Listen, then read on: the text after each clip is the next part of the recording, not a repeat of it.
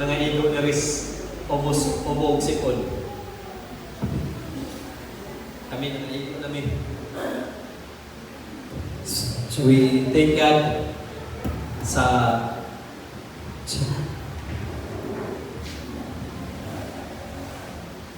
pribilehiyo na usab nga gihatag sa ato nga makapamalandong sa pulong sa Dios. Today we will continue our study.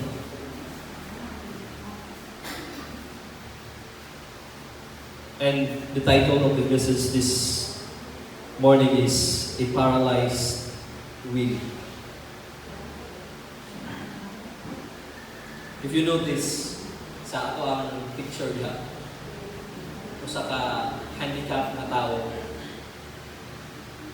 sitting on a wheelchair, dayon wanting to kanang gusto siya nga mo saka siya sa doon na siya yung will to kanang musaka siya sa stairs sa hagdanan, pero we all know na di niya kaya because he is handicapped.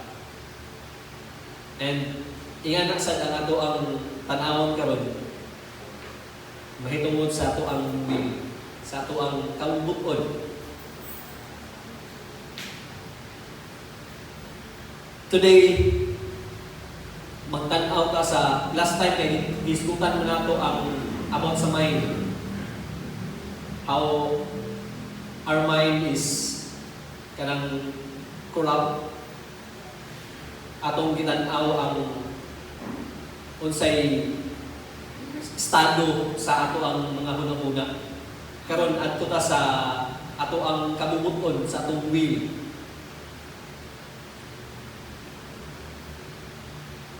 Kabantay tanang naka-experience siya tanang natay gusto buhaton pero hindi nato mabuhat. Mo nay estado sa ato ang kabubuton, our will. Mura siya og panong na Sabado ba? Maghuna-huna na yung ka nga mga laban na ka kay tapon-og na yung labanon. Pero sa may nahitabo, natulog. Kay tibuok semana nagtrabaho man, di kapoy. So natulog, muray nga na ang ato ang one experience siya mahitungod sa atong will. We have the experience of wanting what is right, yet feeling unable to carry it out. Dili na itong mahimo. So, mao man itong mga naisgutan na. Ang mind which understands and determines the truth, muna itong naisgutan mga pila ka simana ang nilabay. And the heart that feels and responds emotionally. Last time si Pastor Leonard nagisgot mahitungod sa when our heart is overwhelmed. Mao ni siya ang atong heart mo'y mubatik o mo respond emotionally. And again, o butan-aw kang Kuya Babos sa Facebook, the next gusto daw niya mahimong next Kuya Kim. Ang heart has nothing to do with our emotion. Kani heart yun nga. When we say heart, it has something to do with our brain. Kaya naagibiritanan ang ato ang maghuna-huna, musabot, kani, the mind, kining emotionally, naaya mo na sa huna-huna, and of course the will still in our mind, which chooses and acts. Okay? Gamay lang na balikon, tan-awon lang ko nato si Kuya Babos sa Facebook kay mamaniya mga facts and truth about the environment, including human body. So, mali siya, ang atong isgutan karon ang atong will. But, sadly, sama sa akong ginaingon kagani, nag-example na natay sa Berwis palanggaan, ini kasabado maguna-una na ta nga manglawat ta pero ni Domingo na lang pagyapon na labahan ang atong lamunon. The same way with us Christians na ay tension within ourselves. We know what God requires, right? But we feel stuck. Hindi man ako mahimo ang gamukon sa Ginoo. Una-una na ta, magsayo ko kay Domingo. No? Sayo ko kay Domingo. Pero anong dili kung ita makasayo? Kung Domingo. I truly love the Lord. Pero anong bukat magkaayo mo-obey sa Ginoo? I desire change. Pero anong lisod magkaayo? Di ba? Kabantay ka na? Every New Year, we have this resolution. Pero kanong next year, the same resolution we are making. Di ba? Kabantay ka na? Ang atong resolution sa una, New Year's resolution, karon na tuig, mo ni. Pero kanong ini kasunod tuig, kay the same New Year's resolution man. Tungod na sa ato ang will. Tungod na sa ato ang kabubot-bot. Tungod ni ang atong tanawon karon nga kabutadon. Our passage is found in Romans chapter 7 verse 18. Ang pulong sa Diyos na ingon. For I know that nothing good dwells in me, that is in my flesh. For I have the desire to do what is right, but not the ability to carry out. Dili nga pasahe, sa usa lang nga pasahe, Paul exposes inner conflict sa mga magtotoo. He speaks with honesty, not shame. Okay? Kining mga weaknesses nato, kakulangon, bisan pa sa inability nato, this is not to shame. But here, especially here, Paul is talking with honesty. He speaks with clarity, not confusion. Nga, basit ba, disclaimer daan pa, nga, okay na dahil na yung masayot ta. No? Kaya yan ang mindset ba? Dili nga niya ang pasabot ni Pablo. Nga, si Pablo manggaling, na-desire, pero huwag manggaling na nabuhat. So okay na yun na ini, nga masayot ta. No, dili nga na pasabot ni Pablo. He's not talking about confusion, but he's talking about clarity. Kining pag-ingon ni Pablo, ani I have the desire to do what is right, but not the ability to carry it out. This is not a language of rebellion. Kundili, wala niya himo na excuse. Kundili, nagmatinunanit lang si Pablo, sinuntihan kini sa usaka nagbiso na magtotoo. It's a language of a believer that is kanang nalingkamot yun para mahimo niya kung unsay gusto niya. Just that wala lang siya bilang sa pag-carry this out sa iyong desire. Now, what should we do in order for us to kanabitang ang atong paralyzed ng will kontra yun nato, mabuhat yun nato ang kung unsay gusto sa Ginoo alang nato, kung unsay maayo nga i-desire nato. First thing is we need to recognize our indwelling weaknesses. I-recognize nato nga nuna yung tayo kahuyang. Weakness. Doon na tayo inability. Ningon si Pablo diha sa verse 18, For I know that nothing good dwells in me, that is, in my flesh. We need to recognize our weaknesses. Kay kung dili ganing nato ma-recognize ang atong mga kakulangon, wala.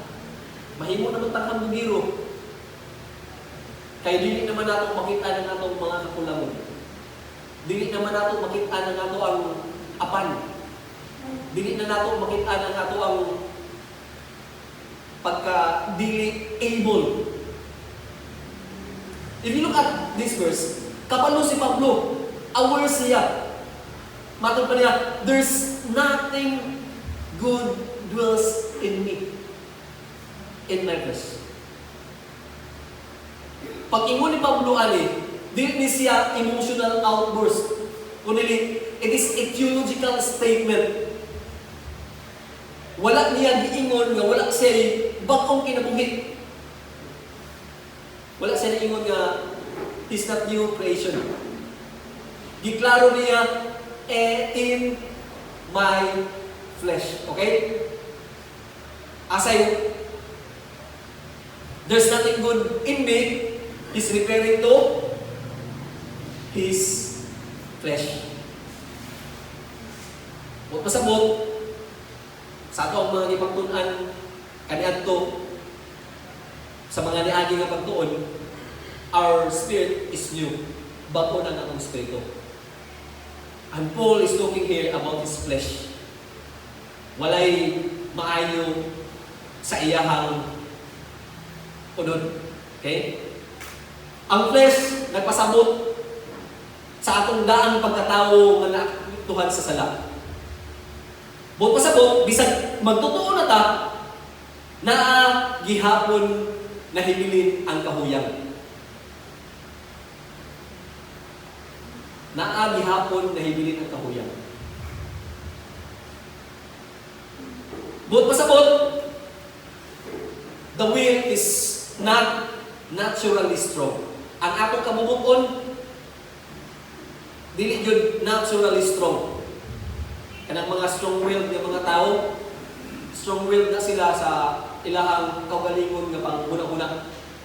Buot pasabot, wala na apil og bag-o. Tibuok natong kabubuton, wala na apil siya instantly og bag-o sama sa atong espiritu. That our will is not morally neutral. So, dili ang atong kabubuton dili ni siya morally neutral nga pagdawat nato ang Kristo, ang atong will, tanang atong decision, tanang natong mga gipagbuhat will do the will of God. Our will is not naturally, morally neutral. And that the will is affected by indwelling sin. Ang ato ang kabubuton, napiktuhan sa sala. Ang atong will to decide, and will to choose, our will to act is affected by the indwelling sin. That's why we have struggles. The same way Paul struggles, dapat tayo struggle.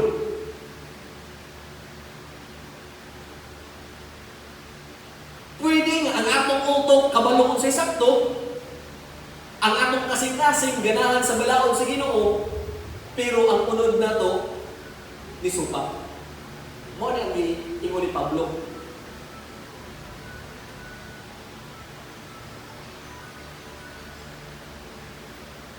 O kung atong i-recognize ang atong weaknesses, when we recognize our weaknesses, the pride will be destroyed.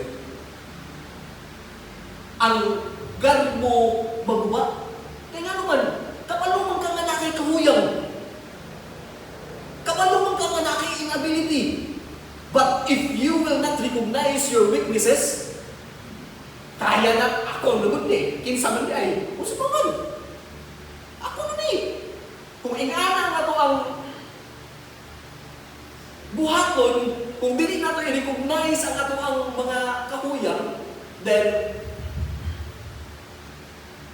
we will always be boastful of ourselves. Ako na good. Well, kinsa pa man di ay. But if we will recognize our weaknesses, the pride will be destroyed. And in that way, ang grasya sa Ginoo magpanglihok sa atong kinabuhi. Sa gingon niya, God humbles the boastful, but gives grace to the humble. Ipaubos niya ang mga garbuso, apan iyang nag-aagrasya ang mga nagpaubos. Kasi tagaan sa Ginoo sa grasya, ang mga nagpaubos. So wala na'y kwan, wala na'y garbo. Kay ato mong gi-recognize ang ato ang mga kahuyang, ang kakulangon, ang ato ang pagka-dili able, our inability. So, our soul will be humble. The presence of weakness does not mean the absence of salvation. Wala ang ato ang sabton kanunay. Ang presensya sa kakulangon, kahuyang, inability dili nato doesn't mean we don't have, or it is doesn't mean the absence of salvation. Nganong makasala naman ko? Nganong mabuhat mga anak ng butanga? Doesn't mean wala tayong kaluwasan. Nagpakita lang na siya sa ato ang mga kakulangon, kahuyang, isip Kristohanon. Kay susama kang Pablo nga iyahang giangkon ang iyahang mga kakulangon na sinati usab nato kini. When believers feel the limits of their will, they are not discovering abnormal. They are discovering what Paul already confessed. Kining atong mga debate nga, nganong nabuhat mo ito na ako, kanili ko nang tatong ko yung yun ako na. Di ba? Nasa itong hula-hula isip ko ng Kristohanon. Mubalos ba ta sa mga nagbuhat na kung dili maayo na ito? Mubalos na dili? Dili no? But what is the kuan? Kung sa'yo kasagaran na hitabo? Kung sa'yo may kasagaran na hitabo? Pero mo tayo ang desire, di ka mubalos. Pero ang kasagaran na hitabo, anong baka kung nagisulti nga dili maayo sa ato, anong makawitig mo pag dili maayo ng istorya sa ilaha? Because that is the struggle of the Christian. Dili lang kita. Bisan si Pablo kaniadto, nag-struggle na po si Pablo ng bahina. And we need to recognize it. Kinahanglan natin i-recognize na siyang bahina. Kaya nga naman, diha man mulihok ang Ginoo sa iyang grasya diri kanato. Again, God gives grace to the humble. Sa mo sa mong anak, that doesn't mean nga ang grasya sa Ginoo dili para sa tanan.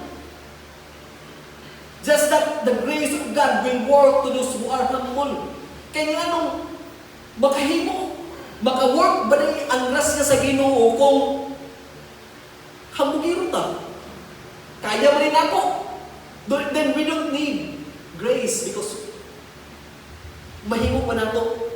But because we recognize our weaknesses, then the grace of God works in us. Magpanglihok ang grasya sa Ginoo din nato. The first step toward restoring a paralyzed will is recognizing the enduring weakness of the flesh. Una lang ang aron ma-restore ang ato ang paralyzed will. Mao nga atong i-recognize ang ato ang mga kakulangon, kapuyan sa ato ang ano. Dili na to kaya. Katong ingon si Pablo nga, I can do all things. Wala siya nagpasabot, iyang kaugalingong kusog. He continued, through Christ who strengthens me. Dili kita. That's why we need to recognize it is the first step to restoring a paralyzed will. Di na to kaya.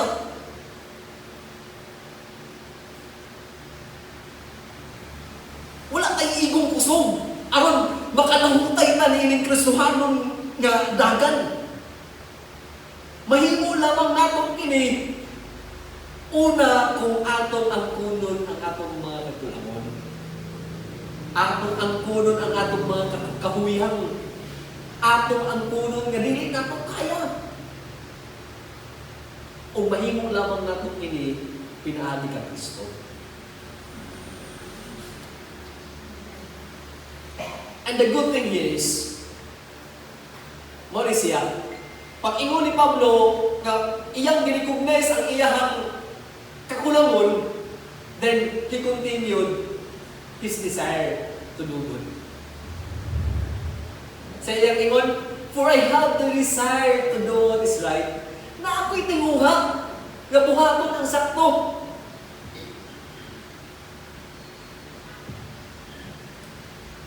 Importante kayo din. Nga naman, ang dili paluwas, pwede muhimo og sakto externally. Pero dili jud niya mahimo nga malipay sa sulod. Pero si Pablo, lahi ko na baliktad. Katong mga nakabantay ta nga, maayo pa maning dili Kristohano rin mga bukutan pa. But internally, wala yun sila nalipay sa sulod. Like that is not their nature. Dili na nature sa mga dili tinubos ang paghimo o maayo internally. Pero dili si Pablo, nakasi desire sa sulod niya, pero externally, dili mo yang nabuhat. Gusto niya ang balaod sa Ginoo. Ganahan siya mutuman. Dili siya kontra sa pagkamatarong. Ang problema, dili ang desire. Ang problema, ang iyang ability to carry it out.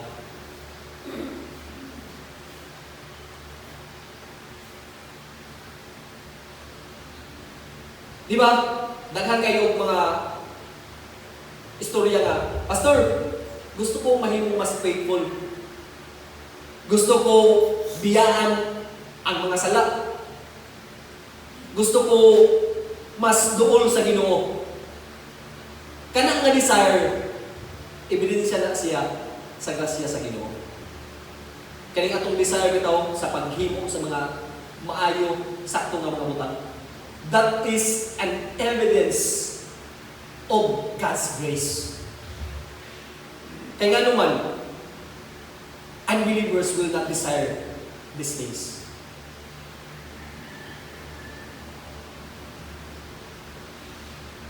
Ang patay ng kasing-kasing dili mangandoy sa pagkamatarong.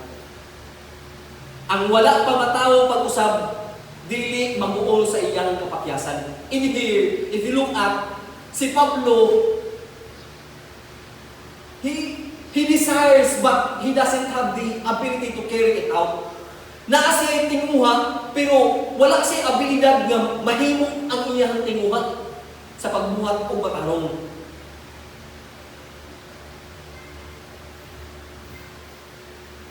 So, isa ni siya sa pagpakita nga God is working already in us. Kaya naman, again, ang mga unbeliever, wala sila'y tinguha sa mga matarong ng mga butang. Okay?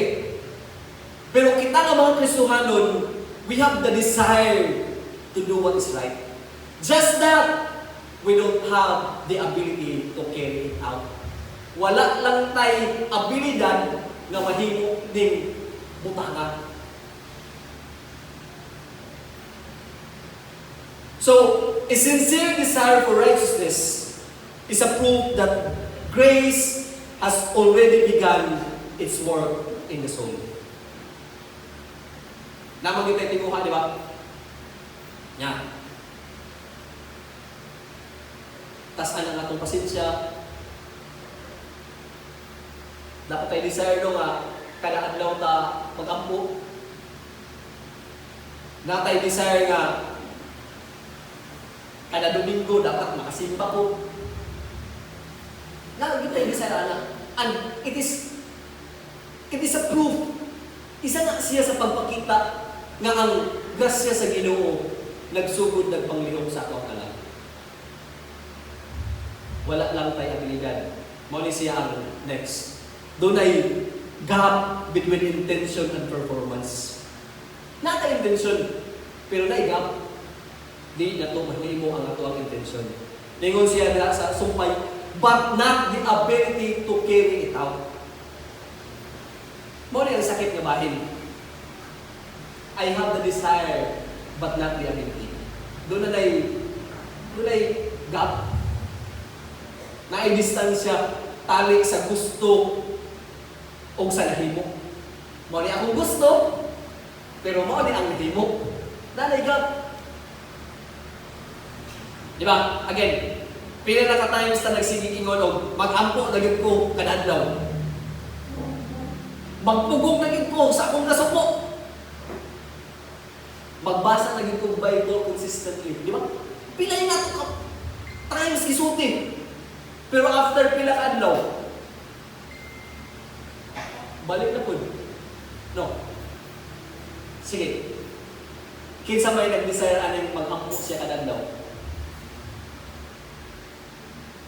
Kinsa may nag-desire aning dili na or pugna na nato ang atong kasuko, mutaas ang atong pasensya. Kinsa may nag-desire aning magbasa na ko kada adlaw ng Biblia. Then the next question, nahimo ba nato ang mga butana? Di ba? There's a gap between o mao po ni ang na-experience ni Pablo between intention and performance. Again, dili na siya excuse sa lahat. We're not trying to kanang commend or I'm not trying to tell you nga, okay ra, magpakasalamat ta, okay ra na. No. Pero explanation ni sa struggle nato within. Doon na struggle yun sa akong sulod. Kaya naman, ang sanctification is not instantaneous. Dili siya instant. Dili hihada yun. It is progressive. Kada adlaw, every day, God changes us, including our will. Hinay-hinay. Na ay battle within ourselves.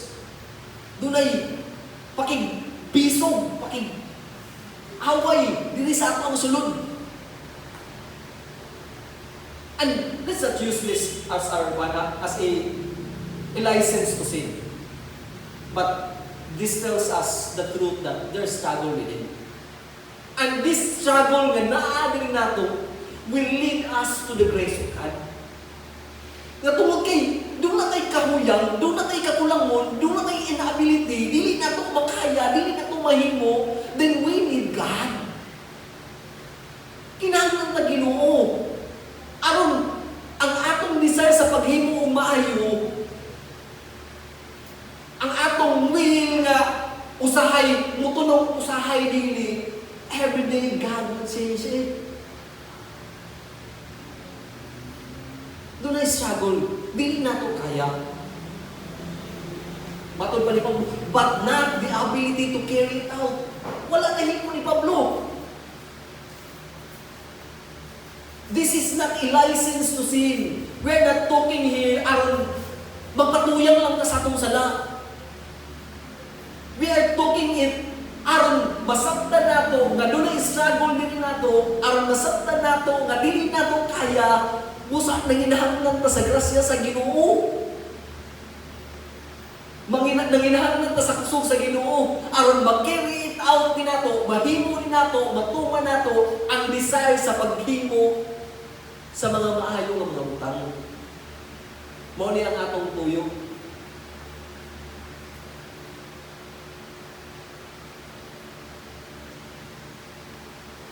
The tension between holy desire and limited ability is normal part of believers growing sanctification.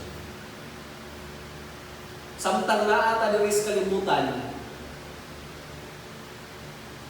our will tungod kay naapektuhan man kini sa sala, still bisan kung naa tay desire sa paghimo sa maayo, napagyakoy mga tendency na mahimo nato ang dili maayo. Sama sa experience ni Pablo. O kusala siya sa pagpakita nga kinahanglan ta mo depend kanunay sa Ginoo. Kaya kung dili nato kaya busa, kinahanglan nato ang Ginoo aron mahimong nato himutayan. Now the question, why the will feels paralyzed? Nga naman, luwas naman o Lord. Nga naman.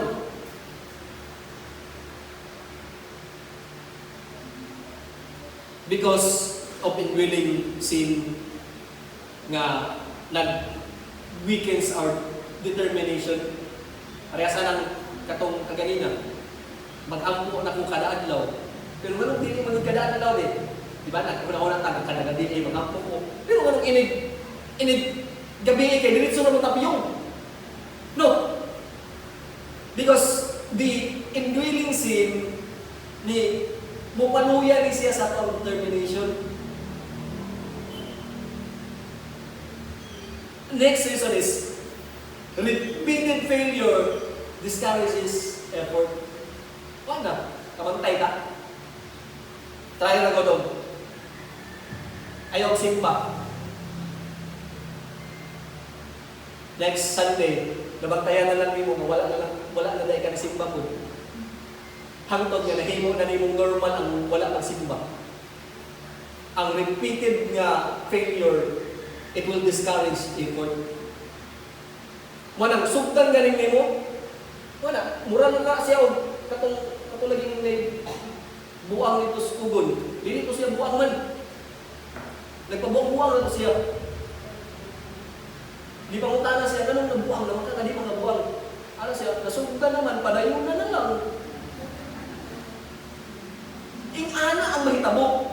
A repeated failure discourages effort. Dili. Di ba kayo? Mawala na hinuon ang desire nimo sa pagsimba. Try na good. Ayaw simba. Ayaw appeal prayer meeting. Ayaw appeal og kanang mga activities sa simbahan. Wala. Ani ra kung kumagampo, wala na lang ka. Dili ra kung sa balay, parehas niya ang buwan.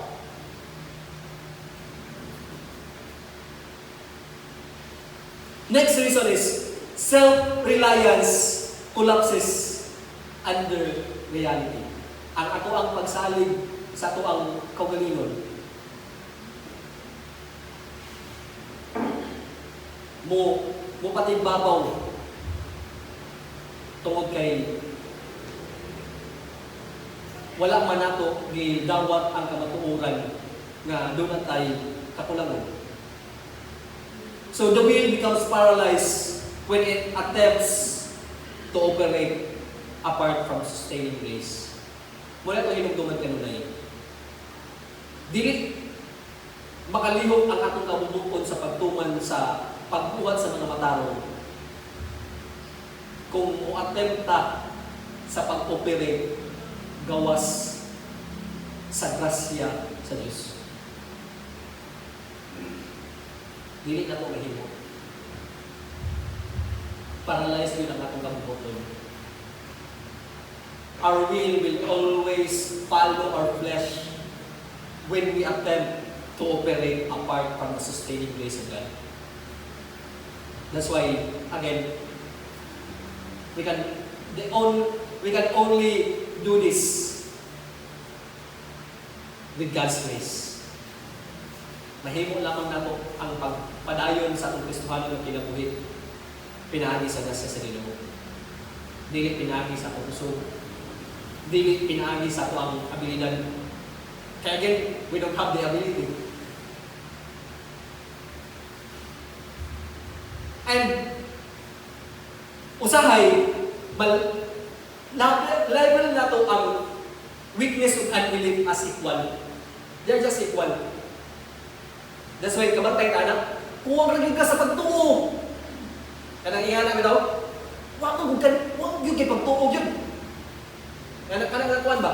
Kanang permi na tumalunggan.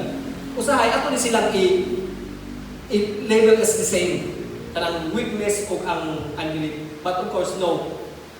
Dili na sila parehas. Unbelief rejects God's will. Wala yun siya desire to do God's will. Weakness is struggles to fulfill it. Ang unbelief, nag-reject yun siya sa kabubuton sa Ginoo. Ang kahuyang, nag-struggle sa pagbuhat sa matarong. Mawala siya kalainan.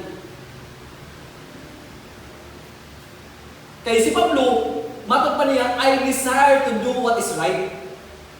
Dako kayo na ang kalahian. Ang unbelief, muingon, dili ganahan sa kabubuton sa Ginoo. Ang kahuyang, muingon, ganahan ko pinulisod. Na ay desire, na ay intention. Kung nag-uol ka sa imong inconsistency, dili na rebellion. Timaan na nga buhing imong spirito. Kaya bitaw, wala ko ka, kaampo day karon. Mag-ampo sa ko, kanang nga nga desire ba? Timaan na siya nga buhi ang imong espiritu. Bukod pasabot, doon na yun kay desire na sa pagbuhat sa mga matarong.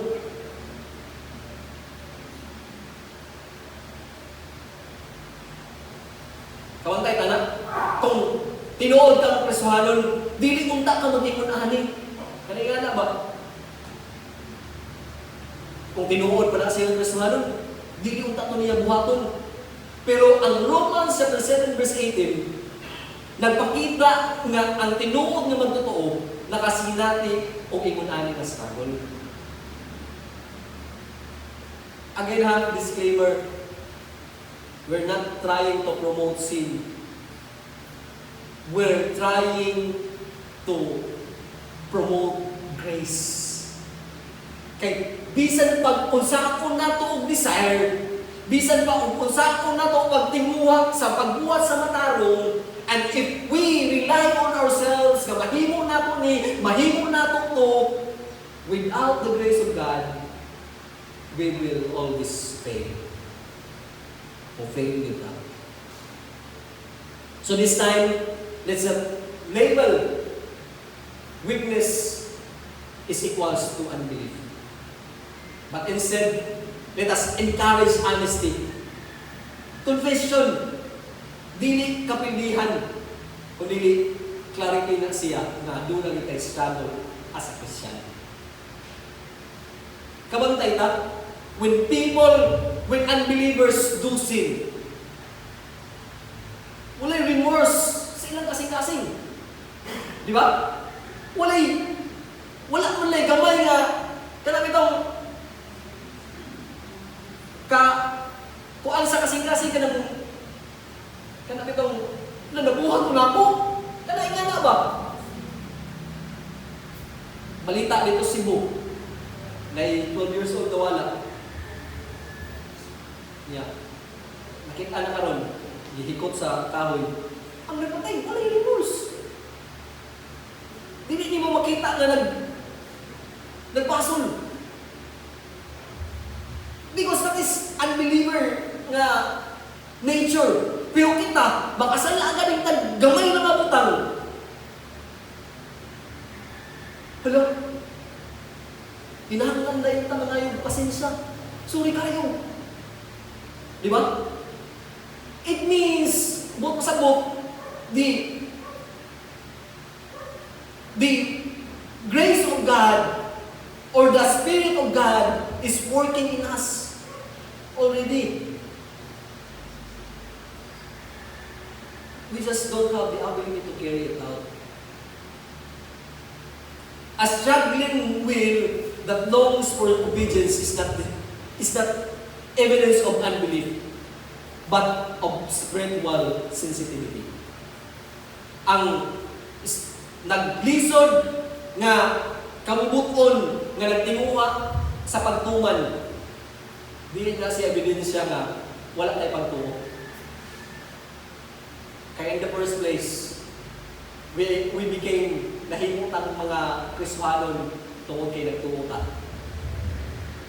But it is an evidence of spiritual sensitivity. Kamantay ka ng imong mouse. Ang mouse ni mo, kasi tigamit ang computer na rin.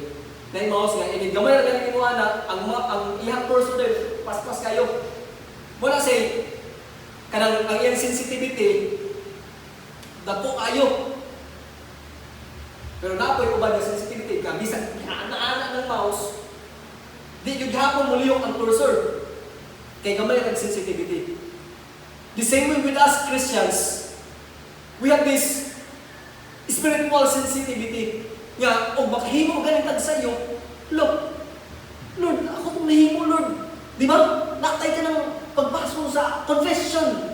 Natay pagpasok sa kong kagalingon. There's a remorse within ourselves. We confess, we repent to God, to the people we do the sin. Makayo yung tagpasensya.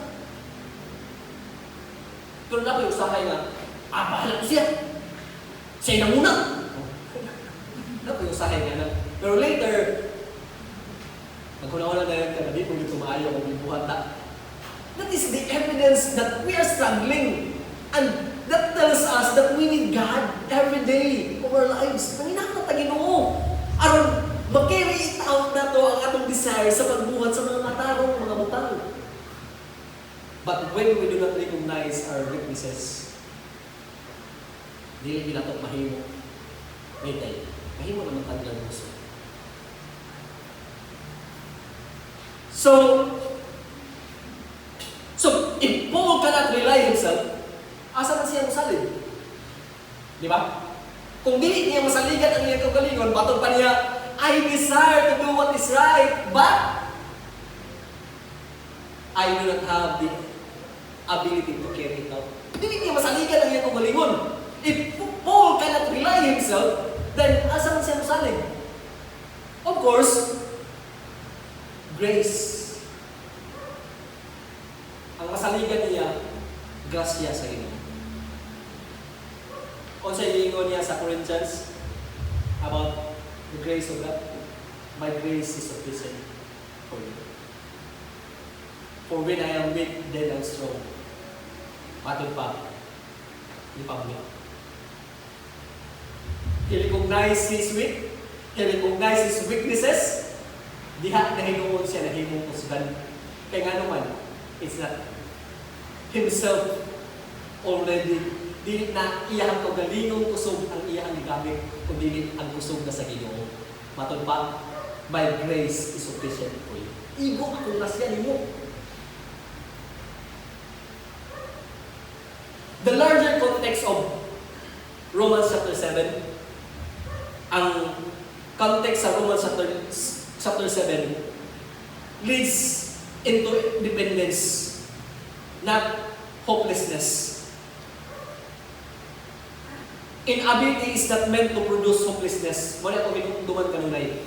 Nga ang ato ang mga weaknesses, ang ato ang pagka-daily able is not meant to produce hopelessness. Wala ko. Wala ko'y mahimong yun. Dili. Kanang pag-imo na itong dili na ko kaya ni. Kanang dili na ko kaya. Wala na siya nag... It should not supposed to produce hopelessness. It should produce reliance. To whom? To God. Ang atong pagka-inability, ang atong mga weaknesses, musangko na siya dili sa pagkawalay paglaom, kundi ngadto sa pagsalig. When the will feels weak, grace sustains what our own strength cannot. Maamot gani ang panahon nga bubatik tag kaluya sa atong kabubuton. Ang grasya sa Ginoo mag-sustain kanato kung unsay dili mahimo sa atong kaugalingon nga kusog. When the will feels weak,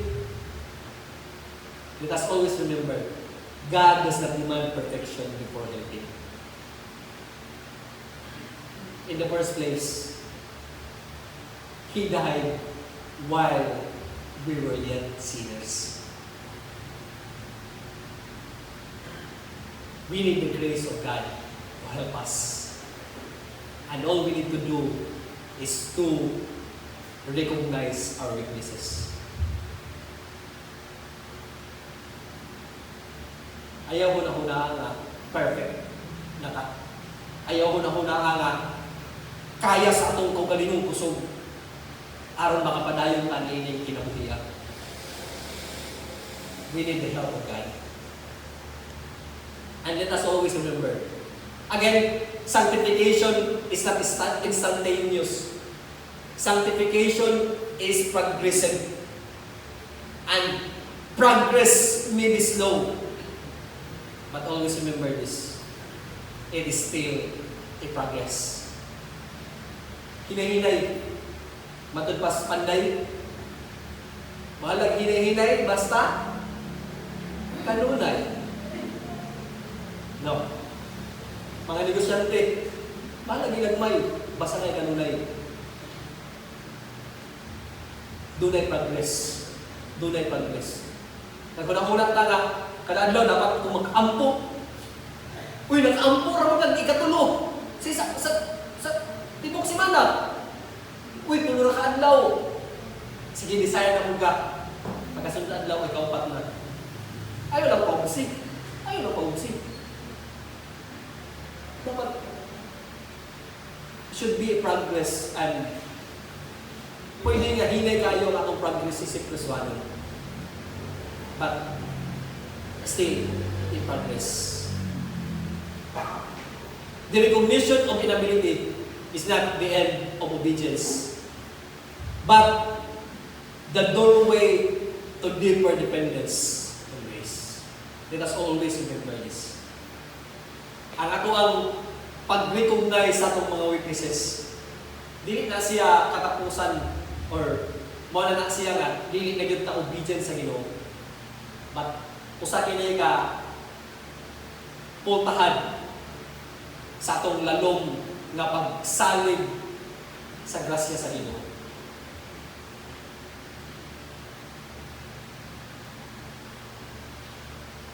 So, to end this,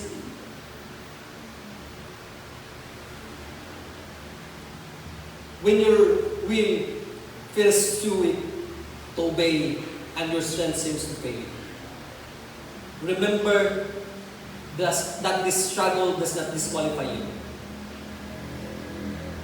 Again, we're not trying to promote sin here, but we're trying to tell you what you have already.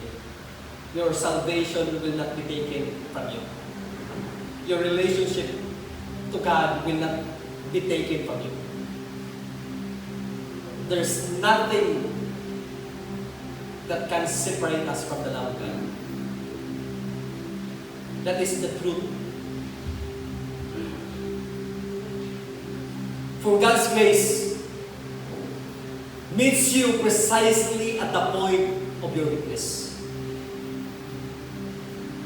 and sustains you to keep trusting and moving forward. Maabot man ang mga panahon sa itong mga kaluyang, maabot ang panahon sa itong mga kahuyang, maabot ang mga panahon sa itong pag-struggle, sa pagbuhat sa matarong o sa pagbuhat sa nga dili na ito mabuhat ang dili matarong. But it doesn't disqualify us. We are still Christians. We are still sons of God, daughters of God. We still have relationship with God. O ana ang hinuon nga panahon, tagbuong na sa Ginoo, diha sa atong mga kaluyahon, diha sa atong mga kahuyang, diha sa atong pagka-inability, diha ta niya tagbuon aron i-sustain ta, aron makahimo ta sa pagpadayon, sa pagsalig, ug sa pagpadayon nining kinabuhi. Again, God humbles the boastful, but gives grace to the humble. Kita nga nagpaubos, kita nga nag-recognize sa itong mga inability, kita nga nag-recognize sa itong mga weaknesses. Ana, tagbuon sa Ginoo sa iyang grasya. Kung diha magpanglihok ang iyang grasya diri ka nato. Kung mahimo nato ang pagpadayon sa pagsalig kaniya, mahimo nato ang pagpadayon sa pagkinabuhi ni ining Kristohanon nga kinabuhi. All we need to do is to recognize our enemy, recognize our weaknesses, and let the grace of God work in our lives. Mayong buntag na ito.